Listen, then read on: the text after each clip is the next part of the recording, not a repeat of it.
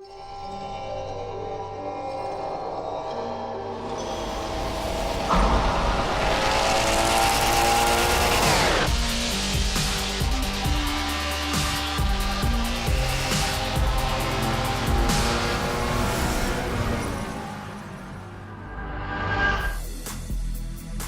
Motorsport's always been a series about innovation.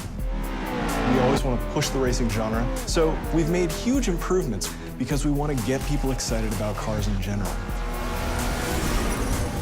The Alps is the ultimate driving road because it's set in a beautiful location and the ribbon has been hand-tuned over months of testing to make sure that it's just the right balance of speed, challenge, fun, in a wide variety of cars for a wide variety of players. Because for a virtual game, nobody's gonna get hurt. Since we're not concerned about driver safety, we can go to these epic places like the Bernese Alps and build basically the world's best driving roads, and we have total creative freedom.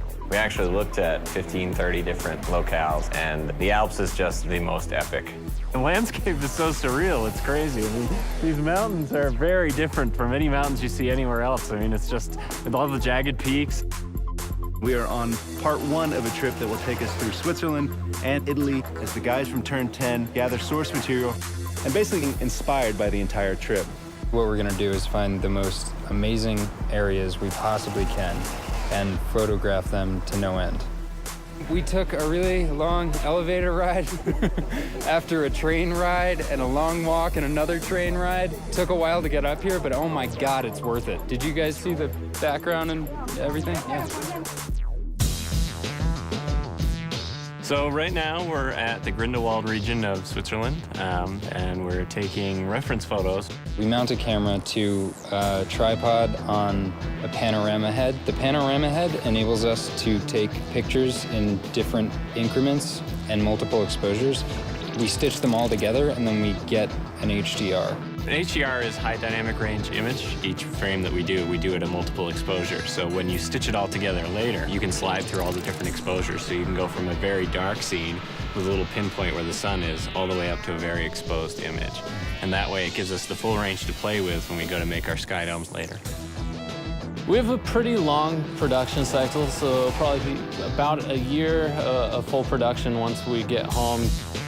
So we bring back all of our reference, we start modeling rough landscapes that existed there so they're fairly accurate, but we're not bound to recreate it perfectly as it exists because there isn't a track there. But we want it to be believable. It needs to fit with the other real racetracks in the game. So we create a whole backstory about how the Bernese Alps came to be. It started off as a ski resort, and roads were built for workers in the wintertime, and then this rich entrepreneur bought it and tried to build a racetrack there, but got shut down.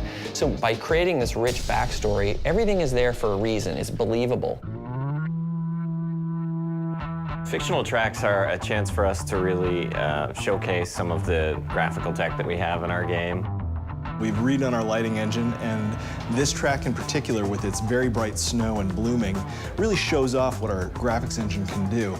The television can only represent basically one order of magnitude of brightness, from 0 to 255, black to white, whereas the human eye in the real world can see, I think, 7 orders of magnitude of brightness, and in the real world there exists far beyond that. The sun is infinitely brighter than a white piece of paper, but on a television screen they look the same. Well, we found a way to basically reverse engineer that at full HD resolution on the Xbox 360. So what we do is we captured high dynamic range images of the world, and that gets baked back into the lighting and the reflections on the car, which means the sun is order of magnitudes brighter than a white piece of paper and is brighter than gray asphalt, which basically makes the cars look really grounded in the environment. We've traveled thousands of miles, we worked thousands of hours, and here it is, the Bernese Alps track in Forza 4.